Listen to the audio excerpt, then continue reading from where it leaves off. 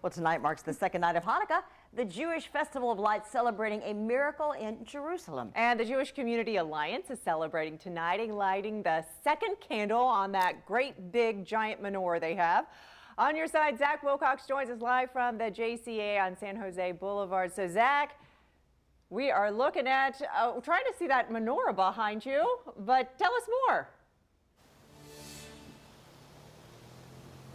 Yeah, Jess, that is one of the biggest Hanukkah menorahs I've ever seen, at least in person. I asked the executive director here, the CEO, if it's the biggest one in Jacksonville. And he said he hasn't exactly conducted any polls, but he said that he hasn't seen a bigger one. And you can see those candles all the way from San Jose. I'll let Richard go ahead and zoom in on a little bit there so you can see they've got the two candles already sitting there ready to light those tonight. 5:45, they do have to do it after sundown, so of course still sunlight out, so they're going to be working on getting those lit at this point. And he said really the celebration tonight, where a few hundred folks should fill this parking lot here shortly, is about shining a light. He thinks that the light of the Hanukkah is sort of a metaphor for shining a light on some things that maybe they don't want to have overlooked this year. And specifically, I think we got to talk about the amount of anti-Semitism we've seen in Jacksonville over the course of 2022. And he said that that's something that he really feels like a lot of the time it's all that hate comes from just a lack of understanding. So he's hoping this is an opportunity for people to come. You don't have to be Jewish. You can just come here and enjoy looking at them as they light that and celebrate and sing along with that as well. And he thinks it's an opportunity for folks to learn a little bit more about what they're doing here and about the faith. So I'll give you a quick crash course here.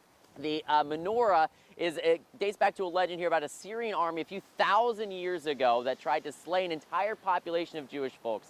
And instead of they didn't succeed, but when the Jewish folks went back into the temple, they found that all of the oil had been spilled and that a lot of it had been stolen as well. So they thought they were only going to have enough oil to light a candle for one night while they tried to rebuild the temple. Instead, miraculously, it lasted for 8 nights, hence the 8 candles on the menorah up there. And so that's what the celebration is all about, a symbol of resiliency. So they'll be lighting the second one tonight, and that'll be exciting to see, and hopefully a few hundred folks out here in the parking lot as you check back in with us here as we work our way through the evening. But for now, on the south side, Zach Wilcox, First Coast News, on your side.